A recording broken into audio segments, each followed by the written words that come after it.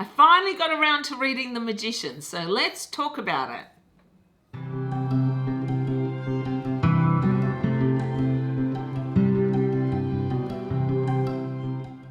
G'day to all you lovely people and welcome back to my channel.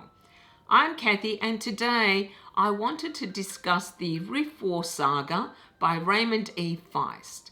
The first book in the series is The Magician, and mainly I will be discussing The Magician.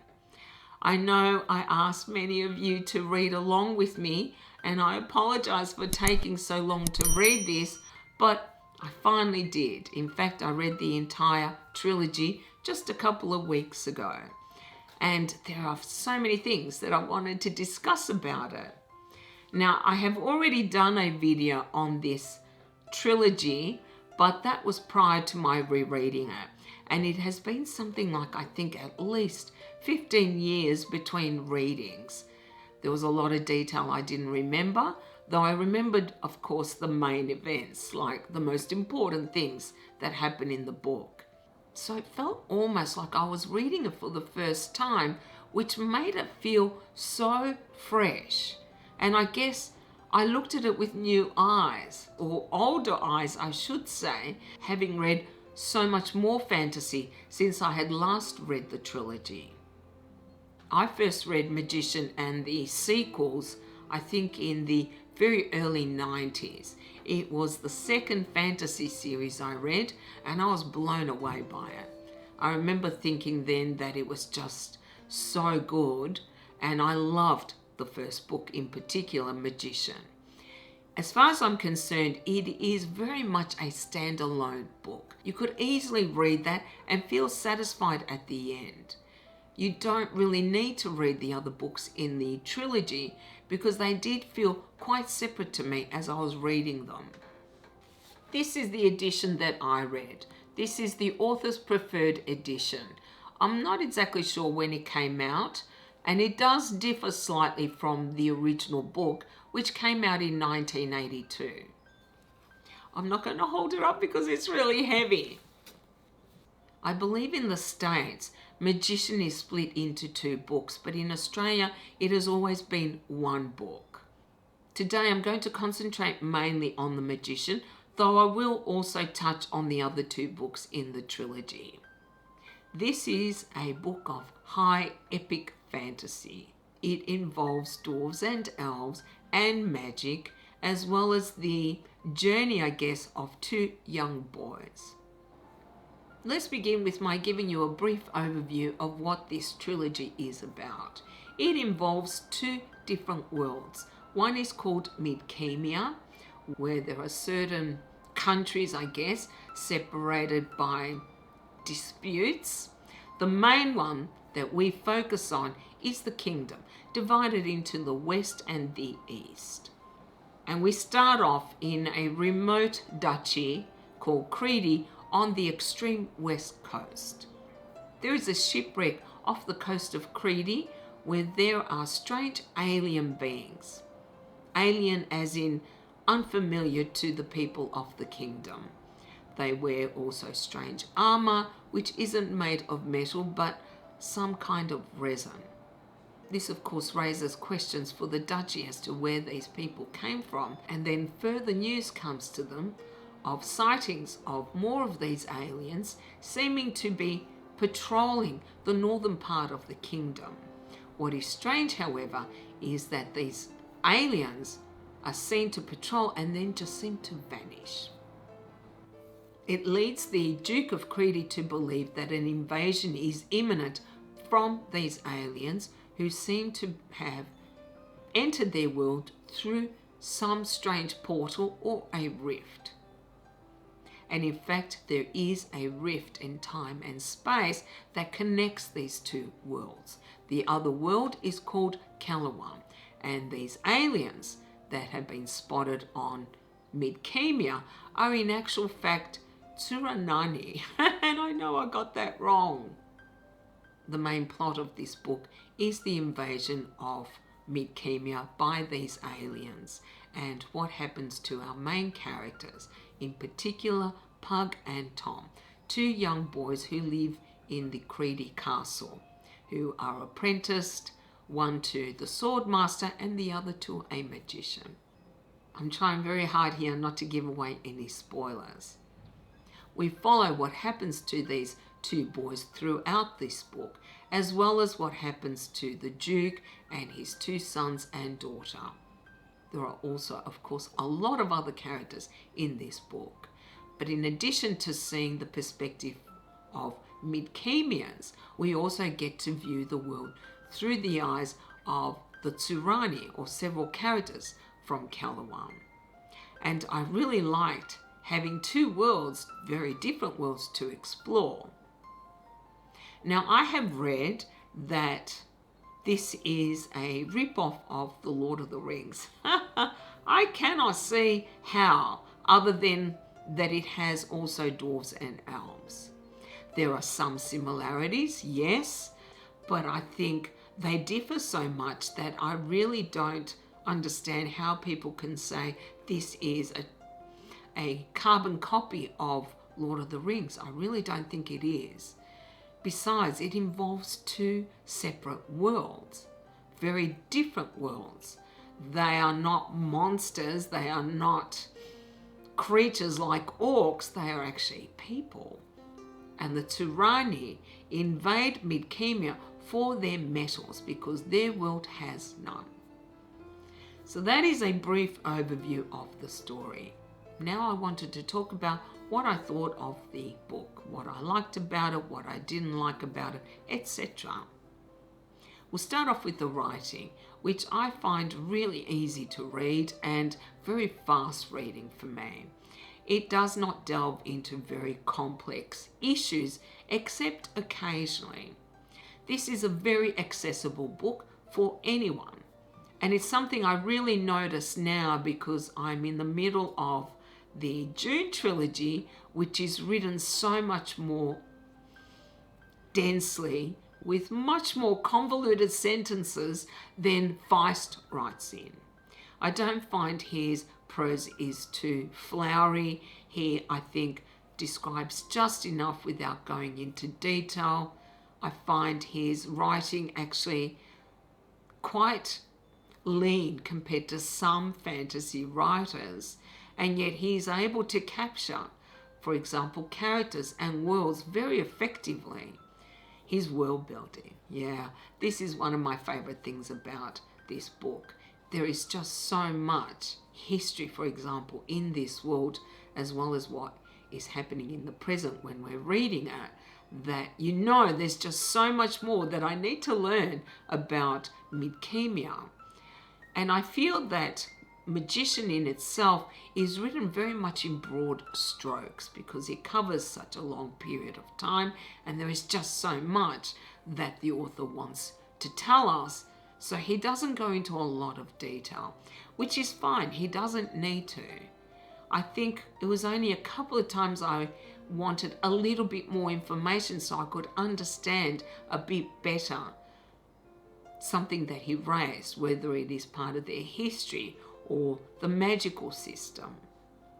And because we also do see part of the book through the eyes of the Tsurani, we also get to learn about Calawan, how this world operates.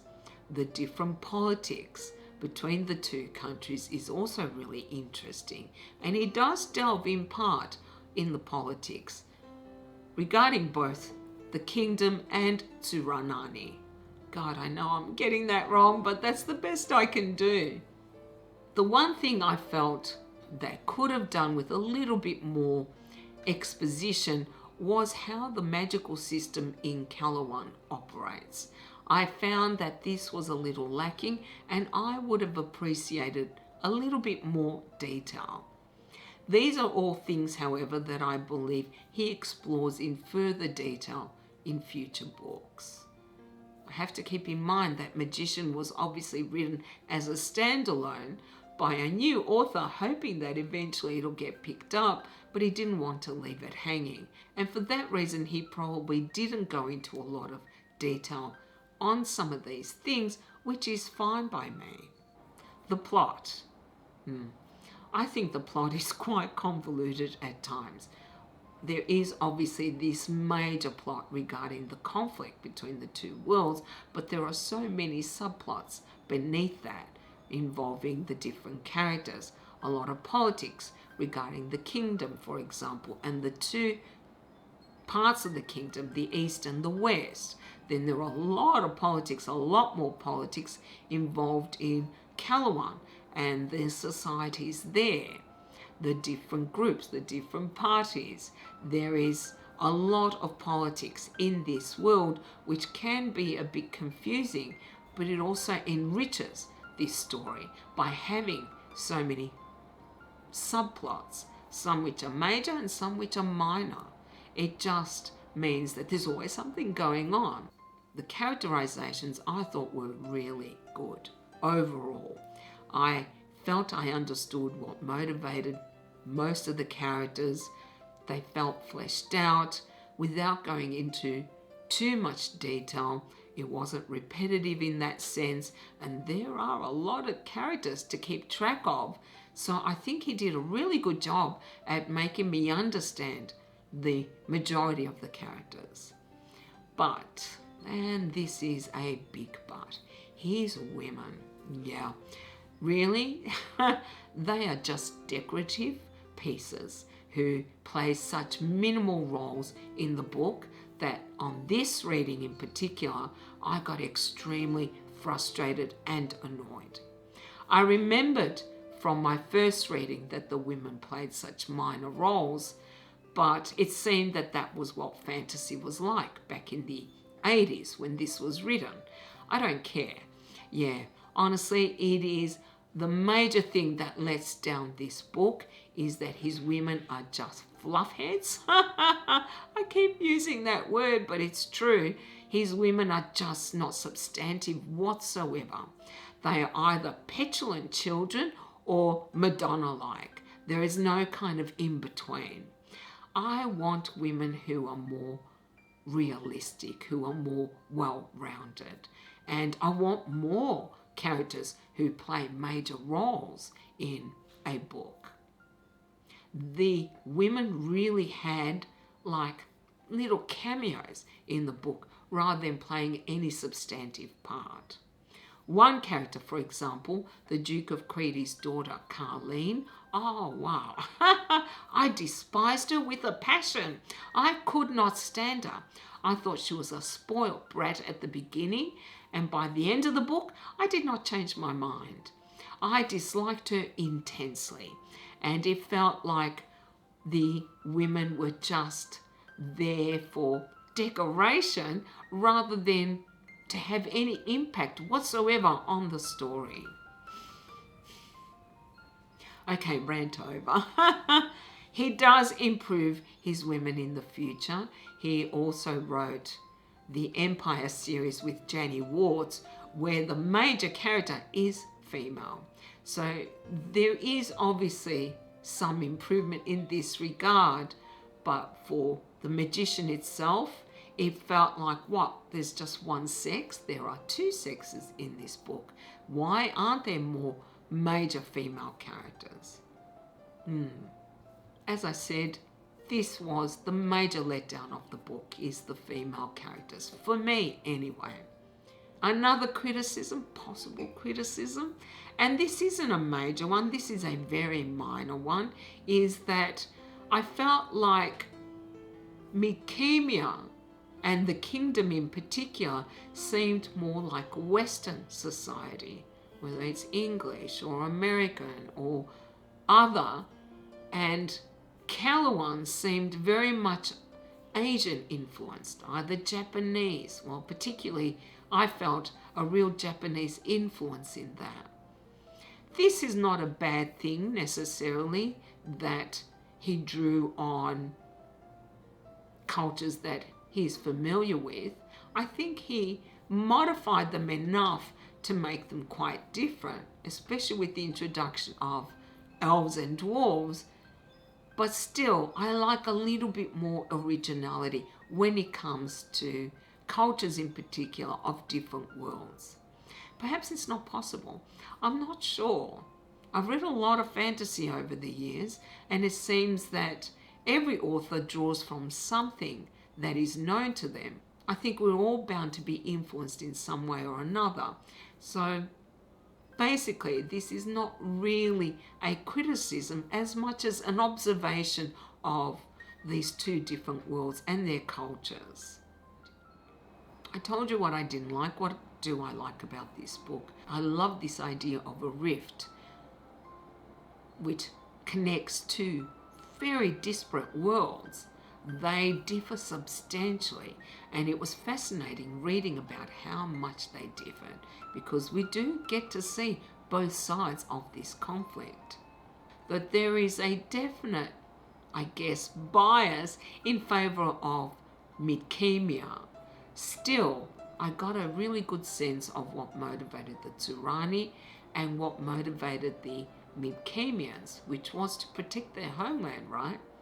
Given that the Tsurani invaded Midkemia, obviously we are meant to see them as the villains. But because we got to see different people's perspectives from Calawan, from the Tsurani, I didn't feel that they were villains, because I got to understand what motivated the Tsurani, why they invaded Midkemia. Another thing I really loved about this book is so many of the characters. They are not black or white. They have a lot of shades of grey. There were no real villains as such in this book. There were people who sometimes did bad things, good people who did some bad things, or bad people who did good things.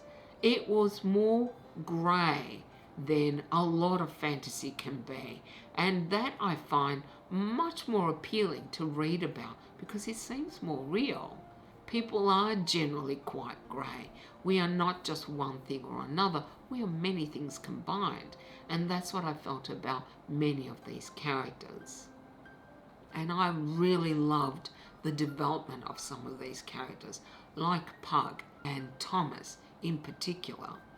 Then there is Macross the Black, this very mysterious figure, a very powerful magician who it is arguable might be a villain and might not.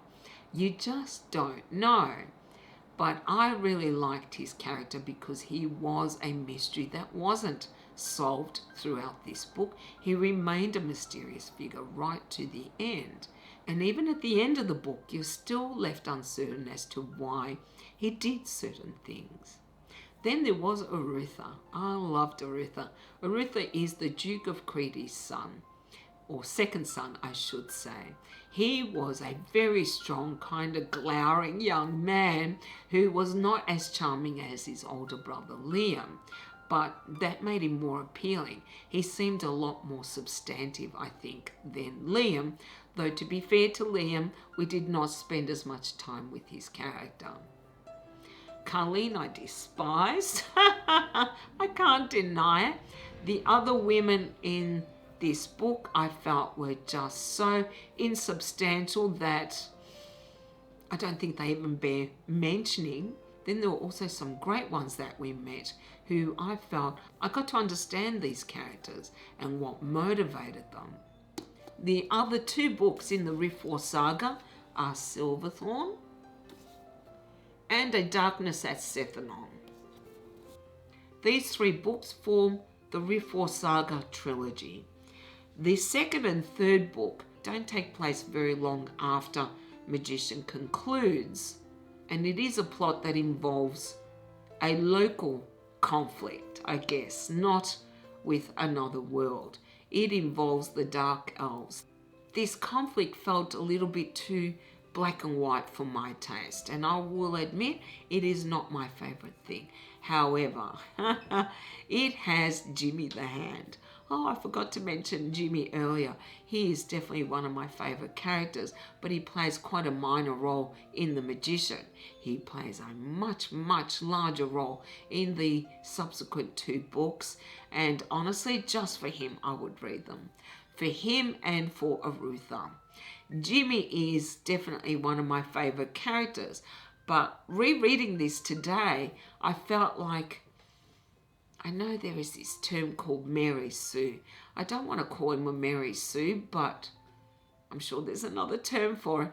But it just seems everything came so easy to him. Even though he had quite a tragic childhood, it just seemed he was always there at the right time.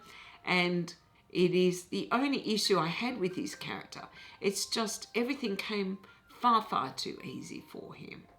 We also see a few other female characters like Anita, and we see Carlene, who I can do without.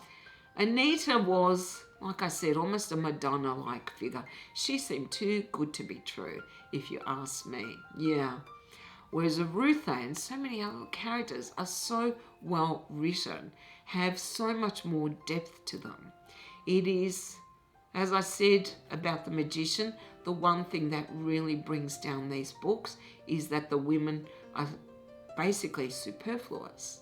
Yeah, maybe not completely in Silverthorn, for example, but they play such minuscule roles and have so little substance. It was really irritating to me.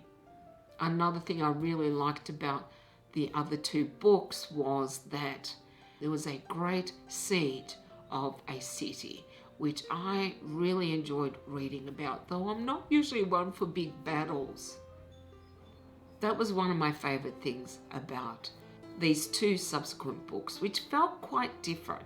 These didn't span a large period of time, and they almost seem like an afterthought.